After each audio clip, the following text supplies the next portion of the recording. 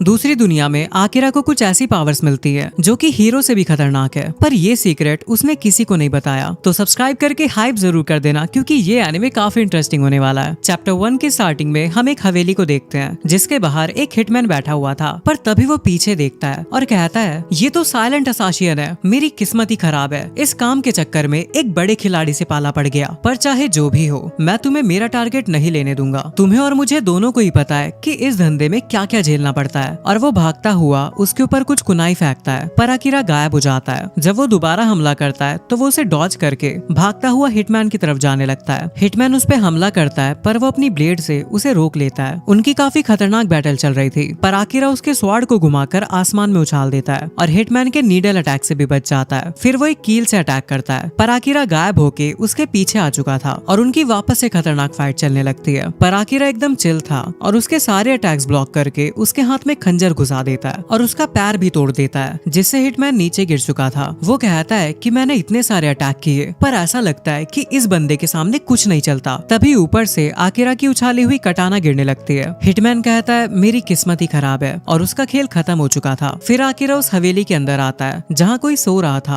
और आकिरा उसे मारने के लिए अपनी तलवार उठाता है। पर फिर हमें पास्ट का सीन दिखाया जाता है जहाँ स्कूल में एक लड़की पूछती है सुकासा हम स्कूल के बाद शॉपिंग और कैफे जा रहे हैं, साथ चलोगे? सुकासा कहता है सॉरी यार मुझे रुकना पड़ेगा, क्लब का बजट फाइनल करना है। वो लड़की कहती है तुम हमेशा ही बिजी रहते हो, पर शायद स्टूडेंट काउंसिल की लाइफ ऐसी ही होती है। दूसरी तरफ शियोरी नाम की लड़की एक लड़के को उसकी यूनिफॉर्म सिलने में मदद कर रही थी। इधर यूकी बात कर रही थी यार वो सुजीमुरा सेन से इंग्लिश में इतने बकवास जोक मारते हैं कि कभी कभी समझ ही नहीं आता कि उन पे हंसूं या रोऊं। और एक आसा हिना नाम का बंदा बात कर रहा था कि वो घर पे जाके अपनी नई बैम्बू स्वॉर्ड टेस्ट करेगा। और इधर हमारा आकिरा बैठा हुआ मांगा पढ़ रहा था। तभी उसके पास नाना से आता है और कहता है अरे ये वाली मांगा तो मैंने भी पढ़ी है, क्या तुम्हें भी इसे का स्टोरी पसंद है? आकिरा कहता है मुझे तो जो भी फ्री में पढ़ने को मिलती है मैं वो पढ़ लेता हूँ। नाना से कहता है तो अगर कोई बढ़िया स्टोरी मिले तो मुझे भी बताना। अब दो लड़कियां बात करने लगती है कि आखिर नाना से जिससे बात कर रहा था वो लड़का कौन था, मतलब उन्हें ये तक नहीं पता कि वो उन्हीं की क्लास में पढ़ता है। आकिरा कहता है मुझे पता है, मैं हमेशा बैकग्राउंड में ही रहता हूँ और इसीलिए जब कोई मुझसे बात करने आता है तो ऐसा लगता है जैसे कोई मुसीबत आ गई हो, पर ये फीलिंग जल्दी ही चली जाएगी अगर उसकी जगह असलियत में कोई मुसीबत आ जाए। और तभी उनकी क्लास में एक पोर्टल खुलता है और वो सभी लोग एक नई दुनिया में सिखाए हो जाते हैं। पर उन्हें इस बात की खुशी थी कि कम से कम वो जिंदा है। फिर वहाँ पे एक बूढ़ा आदमी आता है और कहता है देवियों और सज्जनों हमारे राजा तुमसे कुछ कहना चाहते हैं, इसलिए ध्यान से सुनो। फिर वहाँ पे एक किंग और एक लड़की आती है जिसे देख के एक लड़का कहता है आखिर तुमने हमारे साथ किया क्या है? तो वो बूढ़ा उसे चुप कराता है और किंग उनका स्वागत करके कहता है शुक्रिया, तुमने इतनी दूर से हमारी पुकार सुनी। इस दुनिया को मॉरिगन कहते हैं और तुम रैटिस के ह्यूमन किंगडम में हो जो कि ह्यूमन कॉन्टिनेंट का सबसे बड़ा देश है। और हमारे ऊपर डीमंस का अटैक हो रहा है, पर सिर्फ एक दूसरी दुनिया से आया हीरो ही उस डीमन लॉर्ड को हरा सकता है। आकिरा को रियलाइज होता है कि इसका मतलब इस दुनिया में एडवेंचर, हीरोज और ओवर पावर्ड स्किल्स भी होंगी, जिससे वो खुश हो जाता है। अब बूढ़ा उनसे कहता है कि हम तुम सब में से पता लगाएंगे कि आखिर हीरो कौन है, क्योंकि हीरो केवल एक ही होगा।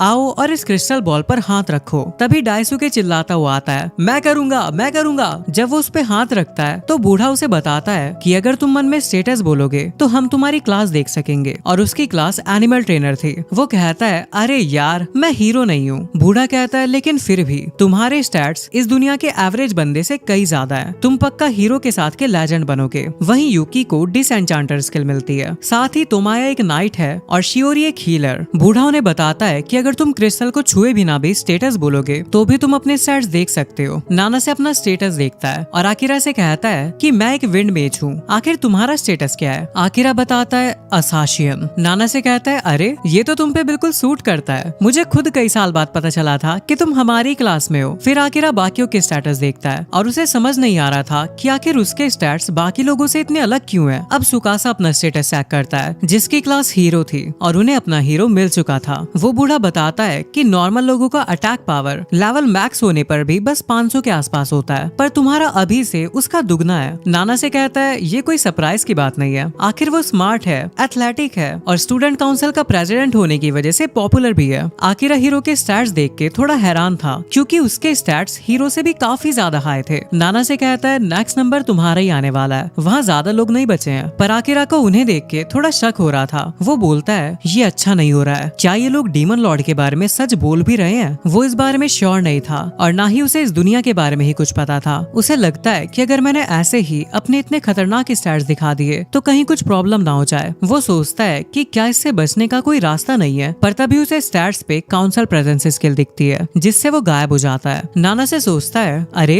ये कहाँ चला गया। अब वो बूढ़ा बताता है कि क्योंकि हम तुम्हारे क्लासेस जान चुके हैं तो तुम्हारे लिए जो भी जरूरी इक्विपमेंट्स होंगे हम उन्हें अरेंज कर देंगे और हमने तुम्हारे लिए रूम्स भी रेडी रखे हैं, इसलिए आज रात तुम रेस्ट कर सकते हो। आकिरा उनकी नजरों में आए बिना वहाँ से जाने लगता है। तभी वो नोटिस करता है कि ऊपर कैमरा लगे हुए हैं, मतलब ये लोग सब पर नजर रख रहे हैं। वहाँ उसकी प्रेजेंस का पता सिर्फ एक ही बंदे को चलता है जिसका नाम सैरन है। आकिरा एक ऐसे रूम में जाता है जहाँ की किसी ने सफाई नहीं की, मतलब उसे चिंता करने की कोई जरूरत नहीं है, वहाँ कोई नहीं आने वाला। फिर उसे वहाँ पे कुछ कपड़े मिलते हैं जो कि बिल्कुल असासियन जैसे थे और अब बस उसे इन्फॉर्मेशन इकट्ठा करनी थी, जिसके लिए वो बाहर आता है और पूरे किंगडम का अंदाजा लगा के कहता है हाँ हम सच में एक अलग दुनिया में है। फिर वो एक लंबी छलांग मार के उस कासल के ऊपर आ जाता है और अपनी एथलेटिक स्किल्स देख के वो इम्प्रेस्ड था, मतलब समन होने के बाद उसे काफी सारी पावर्स मिल चुकी है। फिर वो अपने आप को गायब कर लेता है क्योंकि उसे राजा की आवाज आ रही थी जो कि कह रहा था आखिर उन बच्चों का क्या करें। वो लड़की कहती है वो तो सिर्फ बच्चे हैं जो कि ऐसी दुनिया से आए हैं जहाँ पे मैजिक भी नहीं था, वो हमारे लिए कोई प्रॉब्लम नहीं बनेंगे। किंग कहता है चलो बढ़िया है, तुम प्लान के मुताबिक चलो। उस लड़की के जाने के बाद आकिरा किंग के पास आता है। वो मन में कहता है मुझे नहीं पता कि तुम्हारे इरादे क्या है, पर इतना तो पता है कि तुम कुछ गलत कर रहे हो। वो अपना खंजर निकाल के कहता है मैं चाहूँ तो इसे अभी मार सकता हूँ, पर वो ऐसा नहीं करता और वहाँ से चला जाता है। अगले दिन सभी लोग बैठे हुए खाना खा रहे थे। आकिरा भी एक ब्रेड उठा के खाने लगता है और सोचता है क्या मैं इन्हें वो बता दूं जो मैंने कल रात को देखा, पर मैं उन्हें यकीन कैसे दिलाऊंगा। तभी वहाँ सुकासा आता है और कहता है सब लोग मेरी बात सुनो,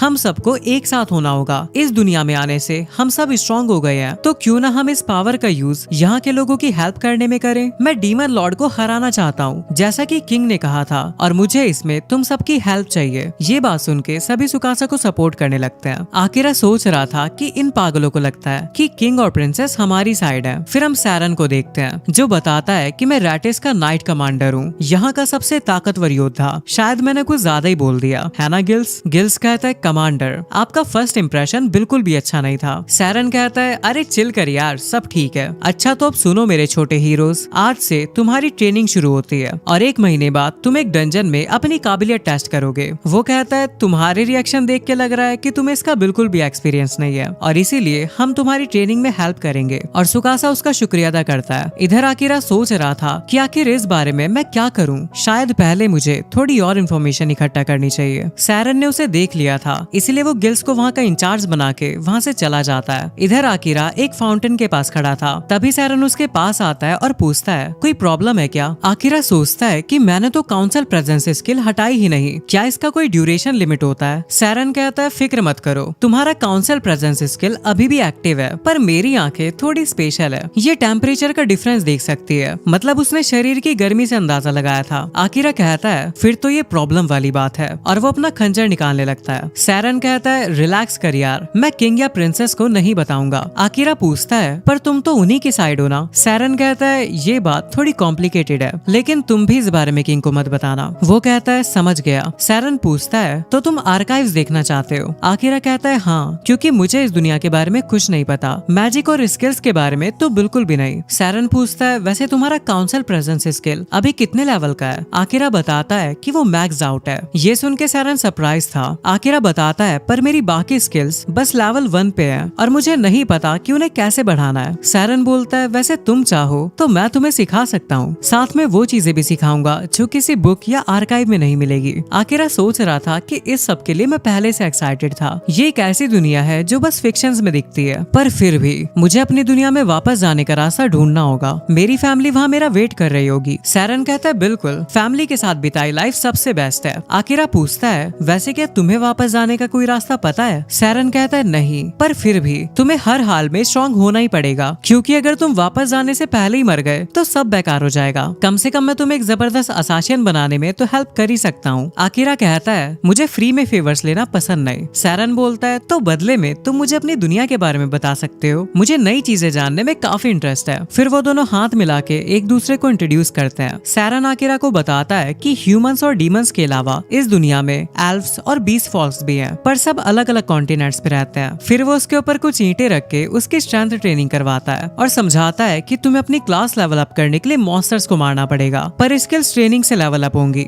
आकिरा ने उसे अपने वर्ल्ड के बारे में भी कुछ बताया था, जैसे आसमान में उड़ने वाले वेसल्स यानी एरोप्लेन वगैरह, और ये भी बताया था कि वो पूरी दुनिया में कहीं भी इंफॉर्मेशन ट्रांसमिट कर सकते हैं, जैसे मोबाइल फोन से। फिर हम गिल्स को देखते हैं जो बताता है कि बच्चों की ट्रेनिंग अच्छी चल रही है, पर मेरा वर्कलोड बढ़ गया है क्योंकि आप केवल आकिरा पे ही फोकस कर रहे हो। सैरन कहता है यार वो काफी इंटरेस्टिंग है और साथ में उसकी दुनिया की स्टोरीज भी, और ये जापान वही जगह है जहाँ से पहला हीरो आया था, और ये जो लड़का है इसकी काउंटर प्रेजेंस स्किल भी मैक्स आउट है, कैमरास भी उसे कैप्चर नहीं कर सकते। गिल कहता है उसकी स्किल मैक्स लेवल है, पर आज तक सिर्फ फर्स्ट हीरो ही था जिसने इस स्किल को मैक्स किया था। तभी आकिरा दरवाजा खटखटाता है और गिल्स वहाँ से चला जाता है। वो उसे एक बुक दिखा के बोलता है कि मुझे भी नई चीजों के बारे में जानने का शौक है और इसीलिए मैं हर रात आर्काइव्स में छुपके से पढ़ने जाता हूँ, और वहाँ मुझे एक डरावनी सी बुक मिली। सैरन कहता है हाँ वो थोड़ी डरावनी तो है क्योंकि इसमें किंगडम पे जीत हासिल करने के प्लान्स लिखे हैं। ये मैंने खुद लिखी थी और रेसिपी बुक के रूप में छुपा दी थी, पर मुझे पता था कि तुम इसे जरूर ढूंढ लोगे। हमारा किंग बिल्कुल करप्ट हो चुका है, वो इस दुनिया के रूल्स को बदलने के लिए भयानक कीमतें चुकाने को तैयार है और हम ये नहीं होने दे सकते। लेकिन हम नाइट्स रॉयल फैमिली के एहसानों के कर्ज के नीचे दबे हैं। आकिरा कहता है इसे पढ़ के ऐसा लगता है कि तुम शांतिपूर्ण तरीके से उसका राज खत्म करना चाहते हो। वैसे अगर मैंने उसे मार दिया होता तो ये सब और भी आसान हो जाता। मेरा इस दुनिया से वैसे भी कोई लेना देना नहीं है, और जिस रात हमें यहाँ पे समन किया गया था मैं चुपके से उसके स्टडी रूम में घुस गया था। उसे कोई आइडिया नहीं था कि मैं उसके पीछे ही हूँ। मैं उसे मार सकता था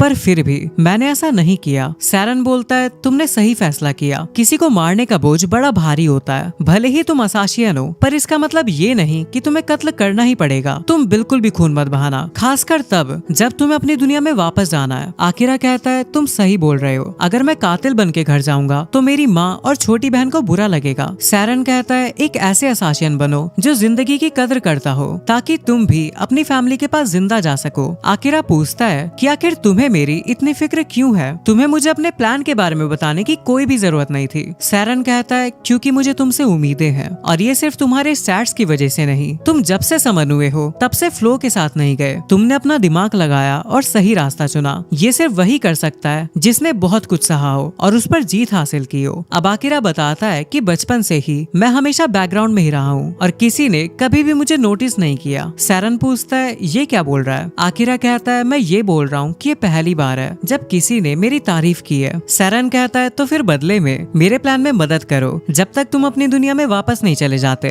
और मैं इसे सीक्रेट रखूंगा। आकिरा कहता है हाँ ठीक है, मैं इस बारे में सोचूंगा। अब एक महीना बीत जाता है और उन स्टूडेंट्स का लिबरन जाने का समय आ गया था। सैरन उनसे कहता है कि तुम लोग हीरोज हो, इसीलिए अपना सर ऊंचा करके चलना। आकिरा ये देख के हैरान था कि इतने सारे लोग सिर्फ उन्हें लोकल डंजन के लिए विदा करने आए हैं। तभी उसकी नजर एक लड़की पे पड़ती है और वो पलक झपकते ही उसके पास पहुंच जाता है और पूछता है आखिर तुम हमें घूर क्यों रही हो? मैं बस क्यूरियस हूँ। वो लड़की कहती है तुम्हें और तुम्हारे सभी दोस्तों को ये लोग हीरो की तरह ट्रीट करते हैं, पर क्या तुम्हें पता है कि तुम्हें यहाँ समन करने के लिए क्या कुर्बानी दी गई है? आकिरा कहता है कुर्बानी? माफ करना पर मुझे नहीं पता। वो लड़की कहती है तो फिर तब बात करेंगे जब तुम्हें इस बात का जवाब मिल जाएगा, और वहाँ से जाते जाते कहती है पता नहीं क्यों पर ऐसा लग रहा है कि हमारी आखिरी मुलाकात नहीं होगी। फिर हम डंजन का सीन देखते हैं जहाँ वो सभी लोग मॉन्स्टर से लड़ रहे थे। तभी एक लड़के का हाथ दीवार पे लगता है जो कि एक ट्रैप था, और वहाँ से और भी मॉन्स्टर आ जाते हैं। आसाहीना उन पे हमला करने जाता है और आकिरा कमांडर सैरन से पूछता है क्या हम वापस चलें? सैरन कहता है अच्छा आइडिया है और तुम लोगों ने पहली बार के हिसाब से काफी बढ़िया किया, और वो अपनी स्वॉर्ड में पावर कलेक्ट करके उन सभी मॉन्स्टर को मार देता है। पर जब वो आगे जाते हैं तो उन्हें और भी बड़े ऑर्क्स दिखते हैं। सुकासा उन्हें देख के थोड़ा घबरा रहा था, पर तभी उसे याद आता है कि प्रिंसेस ने उसे एक स्मोक बॉम्ब दिया था जिससे मॉन्स्टर भाग जाएंगे। उन्होंने कहा था कि अगर कभी तुम खतरे में पड़ो तो इसका यूज करना, पर जैसे ही सुकासा उसका यूज करता है वो मॉन्स्टर भागने की जगह और भी ज्यादा इवॉल्व हो जाते हैं। जब वहाँ पे गिल्स और अकीरा पहुँचते हैं तो गिल्स ये देख के हैरान था कि एक मिनोटॉर ऊपर के लेवल पे क्या कर रहा है। तभी अकीरा भागा हुआ जाता है और उसके अटैक को डॉज करके खंबे पे चढ़ जाता है और अपना खंजर उसकी गर्दन में घुसाता है, पर वो टूट चुका था। फिर वो मॉन्स्टर दोबारा अटैक करता है और आकिरा उससे बच के वापस आ जाता है। सुकासा अपनी तलवार उठाने का ट्राई कर रहा था तो आकिरा उससे कहता है ज्यादा जोर मत लगाओ, तुम्हारी बाहें टूटी हुई है, और वो एक बंदे से उसकी तलवार ले लेता है। सुकासा कहता है पर अगर मैं अपनी क्लास को नहीं बचाऊंगा तो फिर कौन बचाएगा? आकिरा मॉन्स्टर की तरफ जाता हुआ कहता है पहले ये बताओ कि तुम्हें कौन बचाएगा? सुकासा कहता है कि हीरो की ताकत दुनिया को बचाने के लिए होती है, और अगर मैं यही नहीं कर पाऊंगा तो फिर तुम्हें बचाएगा कौन? आकिरा कहता है हम सब अपना ख्याल खुद रख सकते हैं, हमने इसीलिए ट्रेनिंग की थी।